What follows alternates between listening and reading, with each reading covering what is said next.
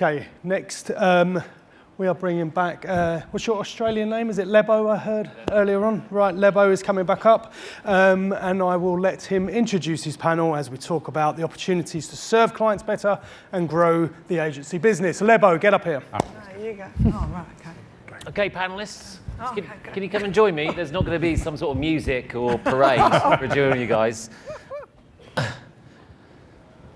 Good heavens. Oh, I'm so close to that cold beer. I can almost smell it. A couple of panels left. Take your time. Didn't brief us. So, we're going to start with something nice and topical. The man in power in the US have kind of turned the world upside down in the last couple of days with tariffs and all that sort of stuff. So, quickly within your organisations, have you seen an impact? Have you seen clients sort of go, yeah, because of all this consumer sort of, or rather this uncertainty, this business uncertainty? Chris, I want to start with you just because you're close to me. Have you seen any impact at all from what's been happening? No, not for our client base. Our client base is very Aussie-based. Their customers are all within Australia. And so, no, I wouldn't say that's impacted just yet. However, I think the first quarter of this year, there were some headwinds as far as I think, clients are struggling to maintain growth. And I don't think uncertainty from a political viewpoint will help that, but no direct impacts for our Why are they base. unable to maintain growth? I think that it's a balancing act from COVID. So a lot of our clients had a lot of wins off the back of COVID. Mm-hmm. And, once you resettle into business as usual, I think that it becomes harder and harder to keep that growth up. Okay. Aimee, are you seeing any pullback at all from the turmoil that's been created in the last few days? I haven't seen any immediate pullback. I think what we've seen over the course of the last few months, though, is obviously the markets year on year. I think we were forecasting an increase in spend until about 48 hours ago. I think that's kind of been blowing up a little bit, and I think there's kind of a tale of two halves in that. You've got some brands, some categories pulling back. On the flip side, new economy players, new to market challenges. Think about the auto category, Chinese auto brands spending big, entertainment back big, new streaming services launching, which is seeing growth in election year. The parliament, government spending big. I think what's about to happen, if I had a crystal ball, don't quote me on this, or the journos, is that we will probably see the US, the global brands experience. I think we'll see the US go into recession, the dollar will suffer, and that will impact spend, because I think what's been happening is the US currency exchange rate into Australia has seen a sort of lift because of that, and I think we'll see that even out a little bit. Yeah, Cody, do you think Australia will be a bit more insulated? I live in Canada, and at the moment this stuff happened, there was about a 25% pullback from advertisers, but will we not quite see that in Australia? Do you think you're a bit more insulated from sort of some of the global affairs going on? Excuse me. Yes is the answer. I don't think we're going to see quite the reaction. I won't repeat everything Aimee said because I agree with it. Oh my God, write down the date. Yeah. For now. That's the first and last time we're doing this panel. It's a bit early to get any kind of feedback, from what happened last Friday, but I don't expect you can have an economic event like that without some form of assessment. And if you cast your mind back to the last downturn, I remember talking about this, that'll change by category. Some categories will be more affected than others. Those that need to import parts from different countries and those who trade with the US. And I think the reaction will be there, but I think it'll be different by category. I don't know who wants to take this on, but does that mean there'll be actually opportunities? Like, obviously you guys are all media agencies, you're going to be recommending clients to maintain their spend, but is it more essential than ever that they don't pull back? If I was Chris, I'd be seeing it as an opportunity. Yeah. What about as GroupM though? Yeah, I think so. Look, I think back to my earlier point, you've got some things that are insulated. Government is still going to spend for an election. That's not going to change. Chinese auto still going to spend. This will be a massive market. I think seeing auto brands pull out of the US as we see this sort of tariff war erupt, there'll be opportunity. There'll be downside, but there'll be opportunity. I think if I just jump in there, I'd say the opportunity is, at the moment, I think, across our client base, and I think I heard a little bit of it this morning, we have marketers on board with spending more money and using things like market mix models. We don't have C-suite on board with that methodology. I think that some of this uncertainty is a window for us to bring market mix to the C-suite. I think we've already done a great job with marketers and introduce that methodology and use that to make better decisions. And a lot of the time that'll be more spend. You actually said this to me before. That's actually one of your sort of near-term strategies, to not just speak to the CMO, but actually speak to the C-suite. Yeah. Are you doing that to convince them that advertising is a force for good, just as a general thing, or are you actually teaching them how the dark arts of advertising works? I think there's a little bit of both. So we do a lot of work which we refer to as zero-based budgeting, which essentially is just a rational, documented way of helping the marketing director get the right budget from the C-suite. And I think in the past we were much more delivering that work to the marketing team. The marketing team was delivering that work to the C-suite. I'm certainly noticing that we're getting invited to those meetings. Oh, okay. Whereas maybe 18 months ago, we'd have to push our way in. We're now getting invited in. Okay, that's interesting. Right, let's deal with the elephant in the room question. None of them really want to discuss this, but we're going to do it anyway. Classic Lebbon style. Principal media trading, right? It's all the rage at the moment. The looks I'm getting. Look, we'll make this nice and easy. We'll just yes, no answers to some of this, right? Huge amount of press about it. And I want to know whether that is actually reflective of reality. So first question here, yes, no. Is PMT, principal media trading, as evil as the press make out? Yes. Did you say it's the press evil? No, I didn't say is the press evil. She bloody well heard the question. Is it as bad as what you're reading? We read something In new Australia, every day. No. Yeah, okay, right. Cody? I don't like the way you framed the question, because I made it as easy as possible for you to get out of it. Yeah, but the way it's been, well, I'll come back to whether it exists or not, because there's an overriding assumption that it exists on a industrialised level, right? Okay. So with that assumption, have they demonised it? Yeah, of course they have. Okay. But they're demonising stuff that barely, if doesn't exist, Okay. as far as I'm concerned. I can reframe to help with them not answering the question if you like. Okay. Which is, I would actually say my honest answer is it's 80% evil. So I think there are occasions, and with my friends who have global clients, I can understand the pressure that is put into pitches where they're asking for guarantees of pricing, and in return they're applying principal media methodology to that. But I would say for local clients here, no, there's no benefit to doing it at all, and actually it's really covering up a lack of understanding from global procurement offices. Yeah. We don't have to deal with that with our business. We don't have any global businesses. We sure deal with procurement departments, but it's local. Okay. So Ames, your attitude to this is it's not really going to be much of an issue in Australia because clients here demand a different level of trust and transparency. Is that your position? I think the problem with the whole conversation is you're speaking in generalisations. But if I was to generalise, I think Australian clients still put trust and transparency as paramount. Yeah. And I think the wrong question is being asked. By me? By everybody. Oh, Sorry. okay. What's the right question? How to make friends and influence people. Yeah. I think the right question is, are you confident in your agent that your agency is providing neutrality and value? And if you can answer those things, the rest of it probably doesn't matter. Okay. Cody? Not an issue in the local market? I don't know where to start with this. I actually woke up this morning going, how did I get roped into a conversation? I was told you wanted to talk about it. It was me. It was you. Where do I start? Hypothetically, right, if it existed, right, I'll come back to whether it existed in what form and how, right? But if it existed... Well, it does exist. What's that? It does exist. Well, you can talk for your world, I can talk for mine. Okay. But if it existed, it would only be because the ecosystem allowed it to happen and the relationship became that transactional. If I walk into a pub and order a pot, I'm Victorian, by the way, I don't know what What's a pot? a pot. Beer, right? If I ordered a beer, right? Oh. Schooner. And if I demanded of the publican that he tell me exactly what it cost him to land that beer, where he got it from, how much he paid for it, what's his markup, he'd tell me to get stuffed because I have a transactional relationship with him. But I'm happy to buy the beer. It's competitively priced, it tastes good, it's of good quality. I'm happy to buy the beer, right? So that transaction has allowed to become like that. Ours is not like that. Yeah.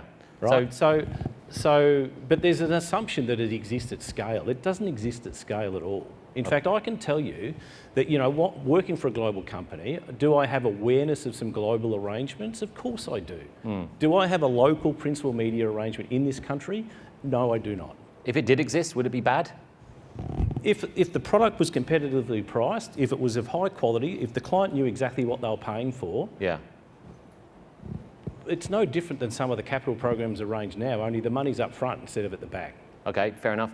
Chris, as an indie, is this, with all the press going around it, which isn't particularly positive, I don't know if it's correct or not, I don't know, I don't report on it myself, but is it an opportunity for you as an indie?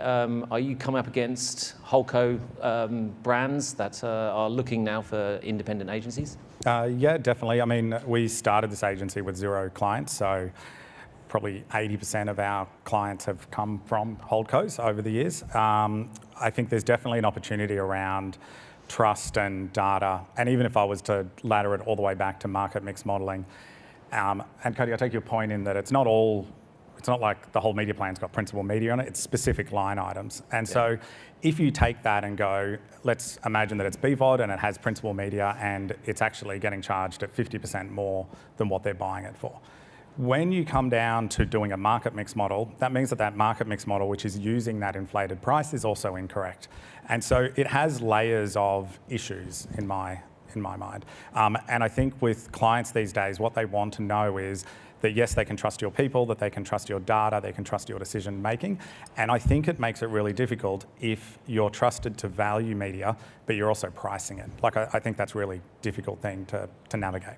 Yeah, and go on, Coads. I was just going to add, and this is not to say anything about Chris and your organisation, but this has also become an indie v Holdco type thing. Exactly the same. I can tell you it 100% happens at indies. 100% it does. Yeah. So I it's know definitely not a Holdco. The reason it does is indie because they're not subjected to the same levels of compliance. Yeah. Their contracts are normally not as complex as ours. There's a whole host of reasons why this is not a Holdco v indie thing. In fact, I would put it to you, and I don't want to read about this tomorrow, but I'd put it to you that as a percentage of total billings, indies probably do more principal media arrangements than holdcos. Yeah. Do you think you guys are unfairly treated in the press with all the stuff that goes around? I don't think about it being unfair. I mean, we're all grown-ups, I just find it boring, to be honest with you. Should we move on then? No, not that. I kind of get frustrated reading about it because I know the truth and I know what's happened in it. And it also talks to, well, that's just what I'll say. I just find it. But you're always keen, when we chat, you always say to me, I can tell you 10 times blue in the face, we're doing some fantastic stuff around effectiveness and work for clients. Because I care about our industry. Of course right? you do. There's 5,000 people working in media agencies in this country, and most of them that I see do it because they're proud and they enjoy their job and they do it because they love doing it. They don't like reading about the fact that they're all crooks and thieves, and they know that they're genuinely not. And I don't like it on their behalf. Yeah. You raised the right point, though, that if the measurement is in place, it's apparent where your money is going and what it's delivering. Kind of to Cody's point, so many of our clients have verification either through third parties doing modelling or us doing modelling, and I don't care who does the modelling, but have a measurement strategy. And if you have that in place, the rest of it is kind of transparent. Like, you know what you're getting as your ROI. If someone's marking something up by 50%, it's not going to perform. Yeah. All right. Should we move on from this? Yes. You guys, you had enough? Right, that's the principal media trading bit. Cody, what's happening at the moment? Just for you guys, you've got this Omnicom IPG deal. Business as usual.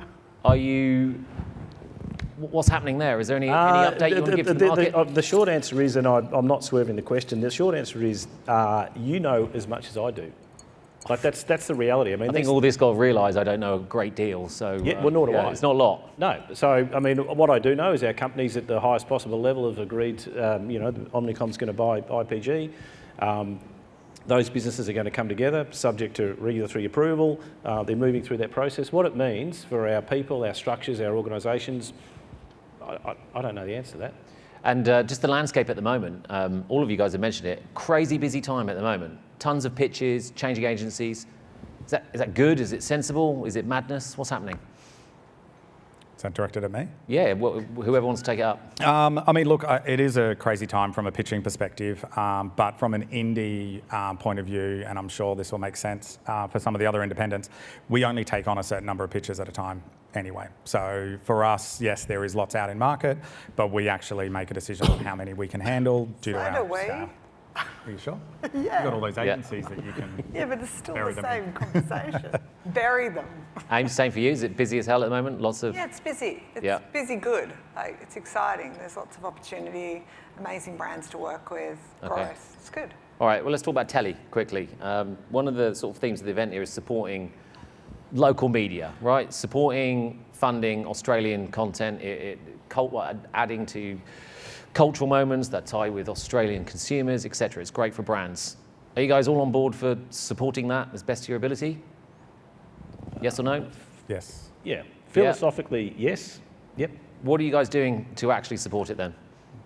I'm I mean, not suggesting you're not. I'm just saying, what are you doing to put that into action? The reason I say philosophically is because this is my personal view. I believe that we need a healthy news industry in this country. I've said this publicly. I think that we need our local agendas supported by local newsrooms. We need our local politicians held account by local media. We don't need our local agendas being driven by global players. Right? And you see this in sort of little micro levels in regional towns. You know, when the newsroom leaves the town, a lot of local issues don't get discussed anymore. I grew up in a regional place. I've seen that, right?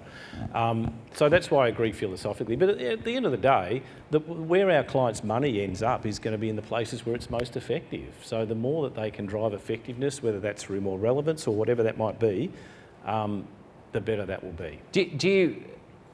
How much influence do you have over where your client's money ends up today? Is it the same as it was 10 years ago? Should the people in this room be wining and dining you guys still, or should they just try and go direct as much as possible?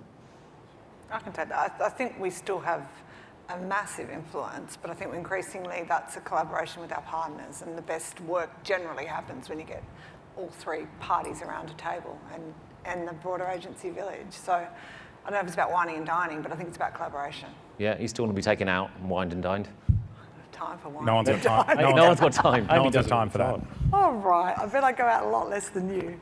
And Aimee, I don't know whether you're out a lot less than him. Yeah, I don't know. He turned down a game of golf earlier, so I don't know. He's busy. If I could just jump in on the supporting local journalism and media, I would definitely say the conversations that we have with our clients are open to being supportive, but sort of to what Coad is alluding to, at the end of the day, we're paid to put their media in effective places.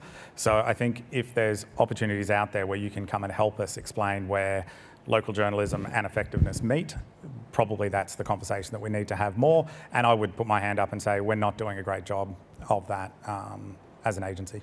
Okay. And Aimee, you're actually in the content game. You're making content. How does that work?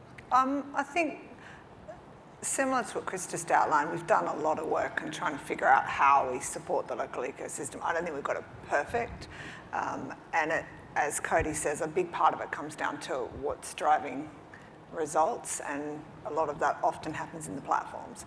A lot of the work that we've done, we've taken a global model called motion content, which we've brought into the country, where we're producing a lot of content and working with publishers on how we do that at a local level, giving our clients access to integrate, to build brand-funded content with production houses, so really thinking about it in a different way.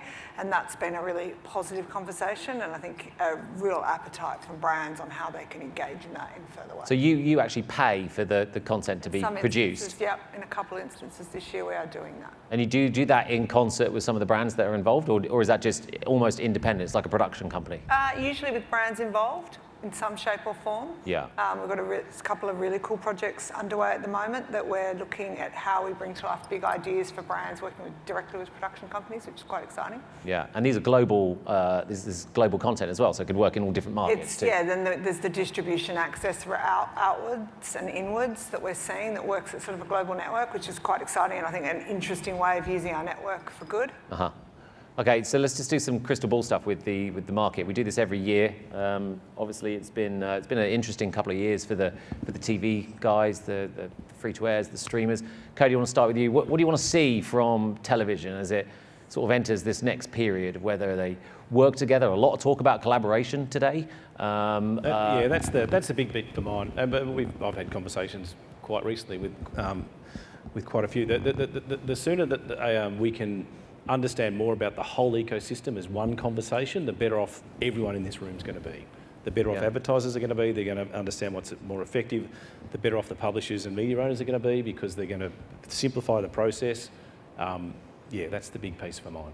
Are you bullish or bearish about the future of the sort of domestic market here, in getting more spend, becoming, I don't know, just the market stabilising and improving? What's your sort of, looking at the crystal ball, what's your view? I'm neither. I think barring events of the last week or so, I think we're in for a period of sort of sideways growth for another 12, 18 months. That's my guess. Aimee? Yeah, I don't think we'll see massive growth this year. I think what we're seeing in a total TV world next year is back to growth, but I think a lot of that's new ad models coming in, and that isn't all local. Some of it is maturing formats, Disney entering the ad market, potentially Stan, as those come in. But I think that's good. That's good for advertisers. That enables us to think about how we capture audiences in a really relevant, modern way.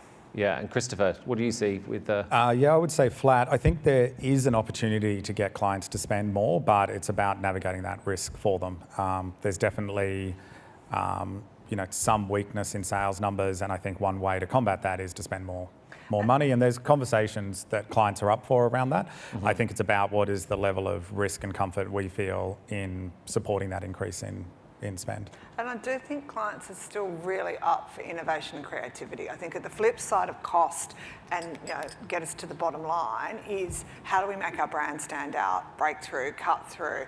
And I can think of 10 examples right now where clients are going, love that idea, let's go for it, let's spend the extra money. So that's, to me, where the opportunity is for local players play better in that space. Okay, superb. You guys have been brilliant sports. I think you guys will all agree. Let's give them a round of applause to show our appreciation for their time.